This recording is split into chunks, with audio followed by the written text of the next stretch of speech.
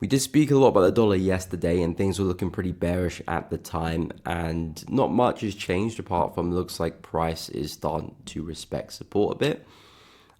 We do have this low, which did give us this swing to the upside, creating new highs. So it's a very pivotal low, meaning potentially we could see buyers step in at this area and take price higher.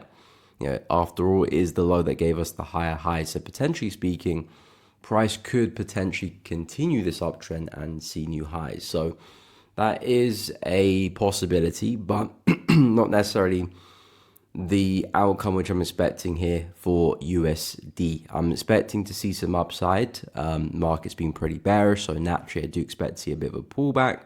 And of course, we're coming into a very bullish area where we could see buyers enter the market. So for that reason, I'm expecting a bit of a pullback, which looks like we are seeing.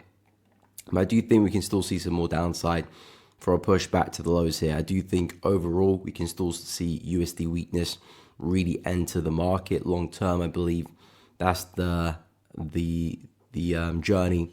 I'm expecting USD to take over the next few weeks, potentially even few months, if you really see the floodgates open. But since we did not respect this level at the beginning of the week, which was the real level I was looking for price to hold and continue to the upside from, since that level has been broken, I do have little hope for USD strength, to be honest. And I'm looking at potentially another lower high forming. Marked out this area here yesterday. Lovely support. Potentially could be turned into resistance. If the market could come back and revisit that area, I think that's like a nice area for a short then the dollar. Perhaps some longs on euro or longs on another USD pair. But for now, USD does not look too good. So at the moment, yes, bit of a bullish reaction. Looks like we're seeing some momentum this morning, but I don't expect it to last. Of course, I could be wrong. Potentially, we might see a swing low, but I think that's more on the unlikely side of things. And it'll be very interesting to see what we do at 100.4, 100.5. Potentially could see price push down. And if we do respect that area, potentially put the third lower high in, 1, 2, 3, then that could take us back to these lows and could be a pretty decent swing there for USD and just see that USD weakness continue. In terms of Euro USD, pretty much the exact same bias, but flipped, of course. So again, nice push to the upside. We did not respect this structure this week. This was the level I was looking for price to hold and potentially continue. But no, the market was a bit too bullish for that. And we did break above that pretty well. Again, long term, still looking for a push back to the highs there for Euro, back to 1.15. 155 we'll call it. So I do expect us to eventually come back to the swing high. We do have a similar structure to what we just mapped out on the DXY, which is prior resistance here. Again, will be turned into support. We've got these high lows prices starting to form. 1, 2, looking for the third one.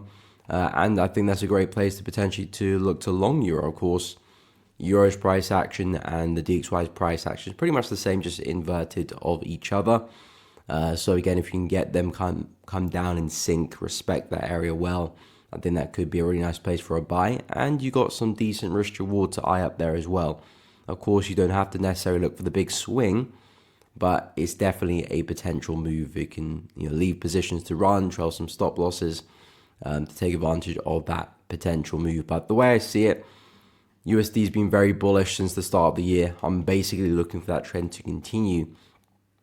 I was looking for a bit more downside first before we do push up, but it looks like the buyers have really stepped into the market this week. So yeah, if we can see another higher low, I think it's a great place for an entry to take Euro higher. Pound USD, this one's been pretty bullish. It's semi-struggling at highs there. It is struggling at highs here. We did have resistance not too long ago on the daily chart, which did give us a very big move to the downside. Of course, you can see prices now back there again. So ideally, not the best place to be looking to buy the market. Like I said, I do think USD weakness can come into the market, but do I want to take advantage of longs and pound? Absolutely not. I don't think we're in a really nice place for a buy. You can especially see that with yesterday's candle close. Big wick to the upside, market pullback, and close just underneath the level. So that is telling us that resistance here is still being respected, still price is still struggling to break through, and we could be seeing a bit of a push down. Now, I still think the bigger move for pound is very much to the upside, absolutely. But if I'm looking to buy it, I need price to return back to some strong areas of support for me to consider going long. And that would be 1.31, 1.3. Those would be areas which I'll be happy to long from a swing bias, of course. Intraday, there will probably be some buying opportunities beforehand.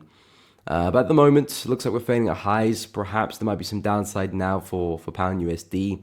Very corrective move on the way up. It's not like we saw a lot of momentum with this push. It was very, very corrective. So that's a sign that, okay, potentially we are going to hold the level, especially with a big wick rejection there.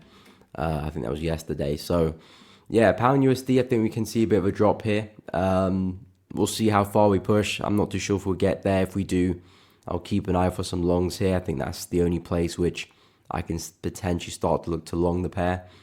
Otherwise, this is bearish territory. If anything, I'll be expecting some downside now for pound USD. Dollar CAD was pretty bearish yesterday. USD was pretty weak. CAD was a little bit strong as well. Of course, that was a recipe of disaster there for dollar CAD. We did slip and slide to the downside, and it looks like price is likely to push back to support, which is at 1.376 there. So I do expect more downside for dollar CAD. We have since left behind some really nice areas of support, which of course potentially could be turn resistance now. And I do think it's a nice place for a short, especially if you can drop intraday, perhaps hourly, maybe 30-minute, even 15 potentially. I think this could potentially provide some nice shorting opportunities for, again, a continuation to the downside, back into lows and back into these lows here as well. So dollar CAD, I think is a nice sell opportunity actually. I was looking for a lot more upside for dollar CAD the past couple of weeks or so. I've talked about push into this area of support. I've talked about push into this area, but unfortunately, dollar CAD has not shown enough bullish momentum to get to those levels for some shorting opportunities. We just missed it. Looks like we're rolling over. Maybe we do push back up. If we do, I'm still waiting. I'm not saying these levels are not good anymore. It's just the likelihood is that we probably will just keep falling. If we do see a push back to those levels, great. I'll be looking to short, see if I can catch a swing high and push it back into support there. So those levels are still very much valid, but the likelihood is that we probably just continue to the downside without testing them. So that's what I'm kind of looking at now for dollar CAD. Basically a breakout, that consolidation, looking for the retest and the continuation. We might push a little bit deeper. There is this zone here we might tap into as well, so keep an eye on 1.394. But in terms of direction for dollar CAD, I do think we just roll over here back into lows. Of course, I'll still keep an eye on these areas, but at the moment, not looking the most likely. Aussie dollar, still not a big fan of the price action, to be honest. Pretty much just looking at that as a consolidation. I've been talking about this ascending channel here. We've been chopping in and out of the channel as well, to be honest. So there hasn't been much consistency with that too. I still do think Aussie dollar is showing signs of fatigue and likely to push to the downside here in terms of retracement. Still looking to pick this one up. I've talked many times about that 0.625 area of support roughly. Kind of this area here, 0.625, 0.62. If we could pull back into that level, I think that would be a great place for a buy.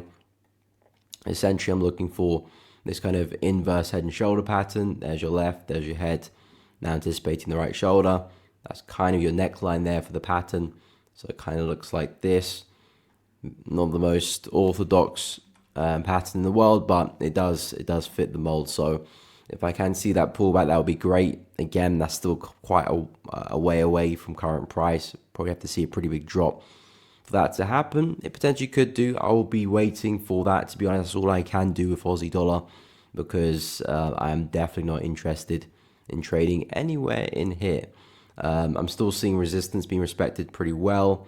Potentially some lower highs here, so it looks like we are fatiguing, but at the same time, we're still keeping up the higher lows. It's just the lack of momentum is why I kind of expect price to roll over. But we'll see how Aussie dollar develops. I wouldn't be surprised either if we just kind of break to the upside and be on our way. But I'm not really seeing much of an opportunity in this area. Even on the lower time frames, I would stay away. New Zealand dollar. This one, I do like the buys as well down at the lows here. I think that's a nice place for a buy. more or less coming back into support here on the daily chart. So of course you got the prior resistance over there not too long ago, which potentially could be flipped as support. And I think from here, again, we can use that for a continuation, looking at this as somewhat of a pullback for us to continue higher. That's our massive impulse to the upside. Now, essentially, I'm just looking at the pullback of that impulse for continuation. And yeah, looking at that as a retest for us to continue. I'm still pretty bullish on ends the USD, Aussie dollar. I think longer term, they do have more room to the upside than to the downside. So I want to position myself long. But if I'm going to do that, I do need price to be back at areas of support where I can get some safe stop loss, safe stop losses, some healthy entries at some lows, and then of course give myself a good shot at capitalizing on a big swing there. So yeah, NZUSD looking pretty bearish right now. Looks like this kind of ascending channel has been put to bed a little bit. Potential break to the downside after respecting some resistance here. Potentially now we might sell off back into support and potentially use that to push up. So I'll keep an eye on that opportunity. I don't think that's too far away. Yeah, I'll keep an eye on that. In terms of gold, gold's been somewhat bullish, looking a little bit corrective now. We still do have that descending channel. So again, just being a bit weary of gold as we do approach the high of this channel, because we very well could respect it and put in another lower high and come back down to where we started. I think for now, gold very much still in the bullish market, respecting prior resistance, turned support there. Of course, we came into the low end of the channel, did a really good job at respecting that area there. Last week, I believe, last week. This is the weekly chart, still looks pretty bullish to me. Daily chart still looks pretty bullish to me. Yes, there's some signs of us slowing down, but not necessarily anything for a reversal. And if I'm not seeing signs for a reversal, then I've got to keep with that bullish bias and keep looking for buying opportunities. So now I still do like this area here for gold. Strong break to the upside. I haven't come back for a retest. Pretty strong bearish engulfing candle this morning. Maybe that does take us back down into support. I still think that would be a nice place for a buy. Even if we do come crashing down all the way back to this area again, I think that's still a nice place for a buy on potentially a big double bottom. So first test, second test, and then potentially the reversal. The key thing I'm getting at is that gold is still very much in a bullish trend. No significant signs of reversal just yet. Yes, of course, signs of the market tiring, the fact that we formed a lower high here, the fact that we are pretty corrective on the way up. Yes, there's some signs of us slowing down, but no significant break of structures or signs of reversal. So I would expect the buyers to kick back in unless something changes drastically. So I'll keep an eye on 3250 and 3160. I think those are smart places for longs. Then in terms of silver, again, silver, same kind of situation as gold. Strong rejection this morning as we push back into the high. We did kind of break out of this descending wedge pattern here, if you will.